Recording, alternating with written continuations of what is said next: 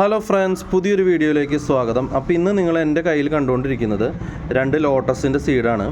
നമ്മൾ ലോട്ടസിൻ്റെ സീഡ്സ് കഴിഞ്ഞ പ്രാവശ്യം തൃശ്ശൂർ ഫെസ്റ്റിന് പോയപ്പോൾ മേടിച്ചിരുന്നതാണ്.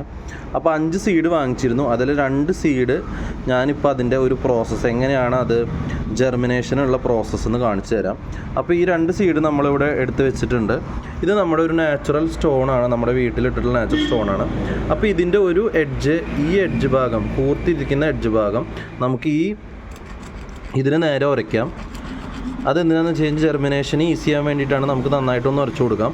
അതുപോലെ തന്നെ മറ്റേ ഭാഗവും നമുക്ക് നന്നായിട്ടൊന്ന് ഉരച്ചു കൊടുക്കാം. ശരിക്കും പറഞ്ഞാൽ കൂർത്തിരിക്കുന്ന ഭാഗം മാത്രം ഉരച്ചാൽ മതി എന്നാണ് പറയുന്നത്. പക്ഷെ ഞാൻ 2 ഭാഗവും ഉരയ്ക്കുന്നുണ്ട്. അപ്പോൾ ഈ ഉരച്ചതിന് ശേഷം നമുക്കിത് ഒരു വെള്ളത്തിൽ ഇടാം. അപ്പോൾ നമ്മളൊരു ടബ് എടുത്തിട്ട് ആ ടബിലാണ് നമ്മളിത് ഇട്ടേക്കുന്നത്. അതുപോലെ തന്നെ ഞാൻ മറ്റേ സീഡും നന്നായിട്ട് റബ്ബ് ചെയ്തിട്ട്, 2 സൈഡും നന്നായിട്ട് റബ്ബ് ചെയ്തിട്ട് ഞാനിത് വെള്ളത്തിലേക്ക് ഇടുകയാണ്. ഏകദേശം ഒരു 8 ദിവസം കഴിയുമ്പോൾ ഇത് ചെറിയൊരു ജെർമിനേഷനായിട്ട് വരും. നമ്മൾ ഏകദേശം 5 സീഡ് നമ്മൾ വാങ്ങിച്ചിരുന്നു. അപ്പോൾ ബാക്കി 3 സീഡ് ഓൾറെഡി ജെർമിനേറ്റ് ആയിട്ടുണ്ട്. അപ്പോൾ ഞാൻ അത് നിങ്ങൾക്ക് കാണിച്ചു തരാം. ഇത് ഏകദേശം ഒരു 10-12 ദിവസമായ സീഡ്സാണ്. ഇതുപോലെ ഇത് ജെർമിനേറ്റ് ആയിട്ട് വരും. അപ്പോൾ ഇതേ പ്രോസസ്സ് നിങ്ങൾ ചെയ്ത് നോക്കുക.